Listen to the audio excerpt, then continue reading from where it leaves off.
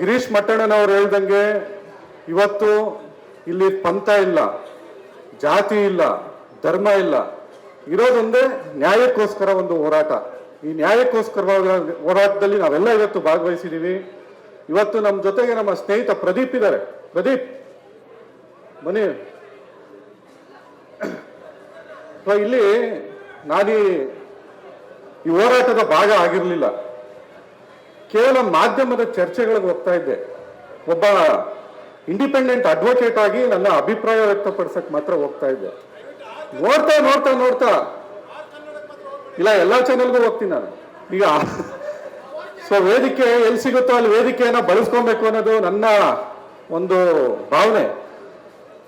ಆ ಚಾನೆಲ್ಗಳಲ್ಲಿ ನಾನು ಈ ವಿಚಾರವನ್ನ ಹೇಳ್ತಾ ಹೇಳ್ತಾ ಹೇಳ್ತಾ ಈ ಧರ್ಮಸ್ಥಳದ ಬಗ್ಗೆ, ಸೌಜನ್ಯ ಪ್ರಕರಣದ ಬಗ್ಗೆ, ಈ ಎಲ್ಲ ವಿಚಾರಗಳನ್ನ ಓದ್ತಾ ಹೋದೆ, ಸ್ಟಡಿ ಮಾಡ್ತಾ ಹೋದೆ.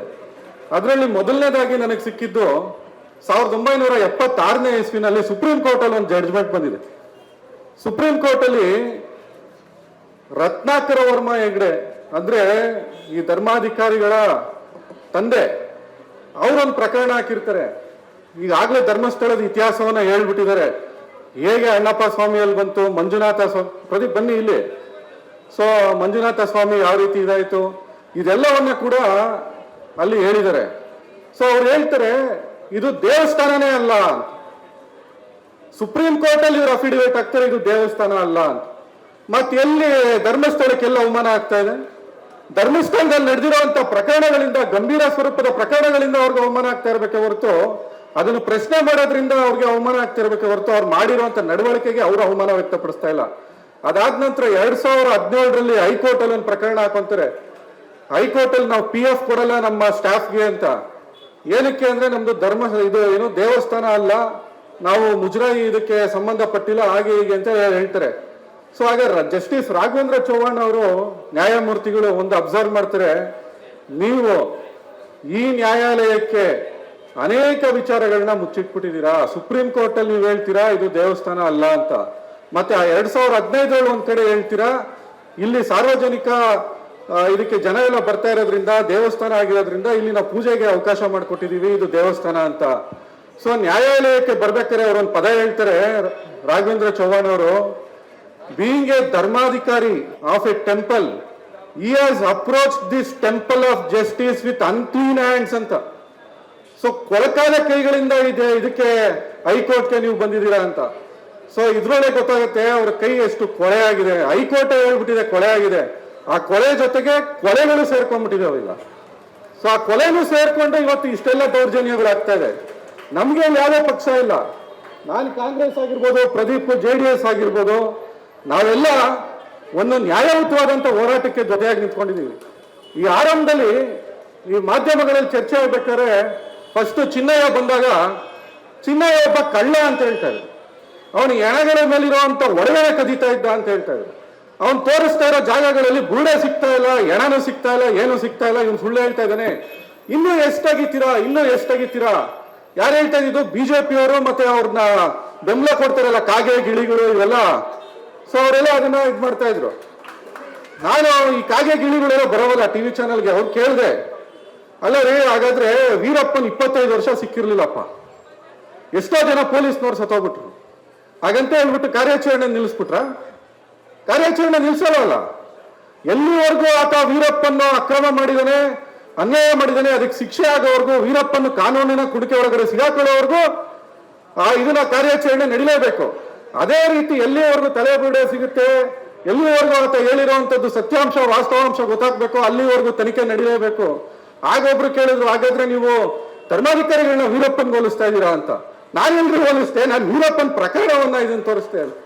ಸೊ ಈಗ ಏನಾಗ್ಬಿಟ್ಟಿದೆ ಅಂದ್ರೆ ಎಲ್ಲ ಏನೇ ಮಾತಾಡಿದ್ರು ಅವರೇ ಅವ್ರಿಗೂ ಇಸ್ಕೊಂಡ್ಬಿಡ್ತಾರೆ. ನಮ್ಗೆ ಹೇಳ್ತಾ ಇದಾರೆ, ನಮ್ಗೆ ಹೇಳ್ತಾ ಇಲ್ಲ, ಯಾರಿಗೂ ಹೇಳ್ತಾ ಇಲ್ಲ. ಇಲ್ಲಿ ತನಿಖೆ ಮಾಡಿ ಅಂತ ಹೇಳ್ತಾ ಇದಾರೆ. ತನಿಖೆ ಮಾಡಿ ಅಂದ್ರೆ ಧರ್ಮಾಧಿಕಾರಿಗೆ ಅವಮಾನ ಅಂತಾರೆ. ಈಗ ಮೊನ್ನೆ ಎಲ್ಲ ನಾವೆಲ್ಲ ಹಿಂದೂ ಈ ಧರ್ಮಸ್ಥಳವನ್ನ ಉಳಿಸ್ಬೇಕು, ಹಿಂದೂಗಳೆಲ್ಲ ಒಂದಾಗಿ ಬನ್ನಿ ಅಂತ BJP-ಯವರು ಹೋದ್ರು. ಸೊ ಅದ್ರ ಜೊತೆಗೆ ಹುಬ್ಳಿನಲ್ಲಿ ಒಬ್ರು ಜೈನ ಸನ್ಯಾಸಿ ಕೂಡ ಹೇಳಿದ್ರು, ನಾವೆಲ್ಲ ಬಳೆ ತೊಟ್ಕೊಂಡು ಕೂತಿಲ್ಲ ಅಂತ. ಇವತ್ತು ಹಿಂದೂಗಳಿಗೆ ಅನ್ಯಾಯ ಆಗ್ತಿದೆ ಅಂತ. ಮೊನ್ನೆ ಪತ್ರಿಕೆ ನೋಡಿದ್ರೆ ಇವತ್ತು ಜಾತಿ ಸಮೀಕ್ಷೆ ಆಗ್ತಾ ಇದೆಯಲ್ಲ, ಅದರಲ್ಲಿ ಅದೇ ಜೈನ ಮುನಿ ಹೇಳ್ತಾರೆ ಕಾಲಮಲ್ಲಿ ಹಿಂದೂ ಅಲ್ಲ ಜೈನ ಅಂತ ಬರ್ಸಿ ಅಂತ. ಮತ್ ಯಾರಿಗ್ರಿ ಮೋಸ ಮಾಡ್ತಾ ಇದ್ದೀರಾ ನೀವು? ಒಂದ್ ಕಡೆ ನೀವೇ ಹೇಳ್ತೀರಾ ನಾವೆಲ್ಲ ಹಿಂದೂಗಳು, ಜೈನ ಧರ್ಮ ಕೂಡ ಹಿಂದೂ ಭಾಗ ಅಂತ. ಸೊ ಇವತ್ತು ನೀವ್ ಹೇಳ್ತೀರಾ ಅದು ಹಿಂದೂ ಧರ್ಮ ಅಲ್ಲ, ನಾವೆಲ್ಲ ಜೈನರು ಅಂತ. ನನ್ನ ಸ್ನೇಹಿತರೊಬ್ರು ಹೇಳ್ತಾ ಇದ್ರು ಇವತ್ತು ಅಹಿಂಸೆ ಪರಮ ಧರ್ಮ ಅಂತಿದ್ರಲ್ಲ, ಧರ್ಮಸ್ಥಳದಲ್ಲಿ ಇವರು ಅಹಿಂಸೆ ಎಲ್ಲ ಸ್ಟ್ರಾ ಹಾಕೊಂಡು ಮನುಷ್ಯರ ರಕ್ತ ಕುಡಿತಾ ಇದ್ದಾರೆ ಅಂತ. ಸೊ ಅಂತ ಒಂದು ಪರಿಸ್ಥಿತಿ ಇವತ್ತಲ್ಲಿದೆ. ಪ್ರದೀಪ್ ಅವರು ಕೂಡ ಆರಂಭದಿಂದನೂ ಈ ಹೋರಾಟದಲ್ಲಿ ಜೊತೆಲಿದ್ದಾರೆ. ನಾವೆಲ್ಲ ಪಕ್ಷಾತೀತವಾಗಿ ಈ ಹೋರಾಟದಲ್ಲಿ ನ್ಯಾಯ ಸಿಗ್ಬೇಕು. ಇವತ್ತು ಮೊನ್ನೆ ಸಿಕ್ತಲ್ಲ, ಈ ವಿಠಲ್ ಗೌಡ್ರು ತೋರಿಸಿದ್ರಲ್ಲ, ಸೊ ಈಗ ತಲೆ ಬುರುಡೆ ಅಸ್ಥಿ ಪಂಜರ ಎಲ್ಲ ಸಿಕ್ಕಿದೆ. ಇದ್ಯಾರ್ದು? ಕಾಗೆ ಗಿಳಿಗಳ್ದ ಇಲ್ಲ ಗೂಬೆಗಳ್ದ? ಇದೊಂದು ತನಿಖೆ ಆಗ್ಬೇಕು ತಾನೆ. ಸೊ ಇವೆಲ್ಲ ಯಾರ್ದು ಅಂತ SIT ತನಿಖೆ ಮಾಡಬೇಕು. ಈ SIT ರಚನೆ ಆಗಕ್ಕೆ ನಮ್ಮ ಮಹಿಳಾ ಆಯೋಗದ ಅಧ್ಯಕ್ಷರು ನಾಗಲಕ್ಷ್ಮಿ ಚೌಧರಿ ಅವರ ಮುತುವರ್ಜಿ ತುಂಬಾ ಇದೆ. ಅವ್ರಿಗೆ ಮೊದಲನೇದಾಗಿ ಒಂದು ಅಭಿನಂದನೆಗಳನ್ನ ಸಲ್ಲಿಸ್ತಾ, ಈ ಪ್ರಕರಣ ಪ್ರಜ್ವಲ್ ರೇವಣ್ಣ ಪ್ರಕರಣದಲ್ಲಿ ಏನಾಯ್ತು, ಮುನಿರತ್ನ ಪ್ರಕರಣದಲ್ಲಿ ಏನಾಯ್ತು, SIT ಯಾವ ರೀತಿ ತನಿಖೆ ಮಾಡ್ತು ಅದೇ ರೀತಿ ತನಿಖೆಯನ್ನ ನಿಷ್ಪಕ್ಷಪಾತವಾಗಿ ಈ SIT ಕೂಡ ಆಗ್ಬೇಕು. ಇಲ್ಲಿ ವೇದವಲ್ಲಿ ಆಗಿರ್ಬೋದು, ಸೌಜನ್ಯ ಆಗಿರ್ಬೋದು, ಇನ್ನ ಯಾರೇ ಆನೆ ಮಾವುತ ಪ್ರಕರಣ ಆಗಿರ್ಬೋದು, ಯಾರಿಗೆ ಆಗಿರ್ಬೋದು ನ್ಯಾಯ ಸಿಗ್ಲೇಬೇಕು.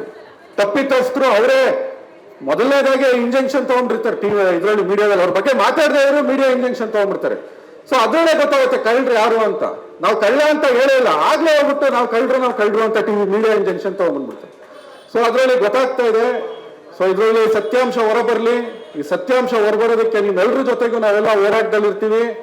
ತಿಮ್ಮರೋಡಿ ಅವ್ರಿಗೂ ಕೂಡ ಅಷ್ಟೇ. ಈಗ ಅದನ್ನು ಈಗ ಅವ್ರನ್ನೇನು ಮನೆಯಲ್ಲಿ ಏನೋ ಏರ್ ಗನ್ ಸಿಕ್ತು, ಮಚ್ ಸಿಕ್ತು ಅಂತೆಲ್ಲ ಹೇಳ್ತಾರೆ. ಹಿಂದೆ ಪೊಲೀಸ್ನವರು ಒಂದು ಪ್ರಕರಣ ಹಾಕೋರು, ಒಂದ್ 4 ಜನ ಗುಂಪನ್ನ ಸೇರಿಸ್ಬಿಟ್ಟು ಒಂದು 2 ಲಾಂಗ್ ತುಕ್ಕಿ ಹಿಡ್ದಾಗಿರೋದು, ಆಮೇಲೆ ಒಂದೆರಡು ಮಾರ್ಕೆಟಿಂದ ತರಿಸ್ಬಿಟ್ಟು, ಆಮೇಲೆ ಒಂದೆರಡು ಕೋಲು, ಒಂದ್ 4 ಪ್ಯಾಕೆಟ್ ಖಾರದ ಪುಡಿ ಆಗ ಇಟ್ಬಿಟ್ಟು ಫೋಟೋ ತೆಗೆದ್ಬಿಟ್ಟು ಇವರು ದರೋಡೆ ಮಾಡೋಕೆ ವಂಚಾಗ್ತಾ ಇದ್ರು. ಸೊ ಅದಕ್ಕೆ ಇವರೆಲ್ಲ ಗುಂಪು ಸೇರಿದ್ರು, ಇವ್ರನ್ನ ಕರ್ಕೊಂಡ್ ಬಂದ್ಬಿಟ್ಟು ಇಲ್ಲಿ ಅರೆಸ್ಟ್ ಮಾಡಿದೀವಿ. ಸುಮಾರು ಸತಿ ಜಡ್ಜಸ್ ಇದನ್ನ ನೋಡಿ ನೋಡಿ ನೋಡಿ ಅಲ್ಲೇ ಖಾರದ ಪುಡಿ ಒಂದು ಇದು ಏನೋ ದೊಣ್ಣೆ ಇದನ್ನೆಲ್ಲ ಇಟ್ಬಿಟ್ಟು ದರೋಡೆ ಮಾಡಕ್ ಸಂಚು ಮಾಡ್ತಾ ಇದ್ರು ಅಂತೀರಿ. ಖಾರದ ಪುಡಿ 5 ರೂಪಾಯಿ ಕೊಟ್ರೆ ಸಿಗ್ತದೆ. ಯಾರಾದ್ರೂ ದರೋಡೆ ಮಾಡೋ ಖಾರದ ಪುಡಿ ಇಟ್ಕೊಂಡು ರೌಡಿಗಳೆಲ್ಲ ಸಂಚು ಮಾಡ್ತಾರ, ಏನು ಅಂತ ಕೇಸ್ ಹಾಕ್ತೀರಿ ಅಂದ್ಬಿಟ್ಟು ಬೇಲ್ ಕೊಟ್ಟು ಕಳ್ಸೋರು. ಈಗಲೂ ಅದೇ ರೀತಿ ಆಗ್ಬಿಟ್ಟಿದೆ. ತಿಮ್ಮರೋಡಿ ಅವರ ಪ್ರಕರಣದಲ್ಲೂ ಕೂಡ ಅಷ್ಟೇ. ಏರ್ ಗನ್ನು ನಿಮ್ಗೆ ಆರ್ಮ್ಸ್ ಆಕ್ಟ್ ಪ್ರಕಾರ ಮನೆ ಒಳಗಡೆ ಇಟ್ಕೊಳ್ಳೋಕೆ, ಕೋತಿ ಹೊಡಿಯೋಕೆ ಇಲ್ಲ ವೆಪನ್ ಟ್ರೈನಿಂಗ್ ಮಾಡೋದಕ್ಕೆ ಅವಕಾಶ ಇದೆ. ಏರ್ ಗನ್ ಇಟ್ಕೊಳ್ಳೋದು ಅಪರಾಧ ಅಂತ ಹೇಳಿದೆ. ಅವ್ರೇನಾದ್ರು ಬೇರೆ BJP ಮುಖಂಡರುಗಳ ತರ ತಲ್ವಾರ್ ಇಟ್ಕೊಂಡ್ಬಂದು ಕೇಕ್ ಕಟ್ ಮಾಡ್ತಾರ? ಇಲ್ಲ ಇದನ್ನ ಏರ್ ಗನ್ ಇಟ್ಕೊಂಡು ನಮ್ ಬರ್ತ್ಡೇ ಪಾರ್ಟಿ ಮಾಡಿದೀನಿ ಅಂತ ಏರಲ್ಲಿ ಶೂಟ್ ಮಾಡಿದಾರ? ಎರಡೂ ಮಾಡಿಲ್ಲ. ಸೊ ಈ ತರ ಪ್ರಕರಣಗಳಿಂದ ಇನ್ನಷ್ಟು ಹೋರಾಟ ಗಟ್ಟಿಯಾಗುತ್ತೆ ಹೊರತು ಇದರಿಂದ ಯಾರು ಹಿಂದೆ ಸರಿಯುವಂಥದ್ದು ಏನಿಲ್ಲ. ಸೊ ಈ ತರ ಪ್ರಕರಣಗಳು ಫ್ರೀಡಂ ಪಾರ್ಕ್ ಅಲ್ಲೇ ಇದೀವಿ. ಅನೇಕ ಜನ ಸ್ವತಂತ್ರ ಹೋರಾಟಗಾರರು ಇಲ್ಲಿ ಇದ್ ಬಂದಂತವ್ರು. ಇವತ್ತು ಈ ಬಂಧನ, ಕೇಸು ಪ್ರಕರಣಗಳಿಗೆಲ್ಲ ಎದುರಕ್ಕೋಗ್ಬಿಡಿ. ಎಲ್ಲರ ಜೊತೆನೂ ನಾವೆಲ್ಲ ಇರ್ತೀವಿ. ನಿಮ್ಗೆ ಈ ಹೋರಾಟಕ್ಕೆ ಇನ್ನಷ್ಟು ಶಕ್ತಿ ಬರಲಿ ಅಂತ ಹಾರೈಸ್ತಾ ನನ್ನ ಮಾತುಗಳನ್ನ ಮುಗಿಸ್ತೀನಿ.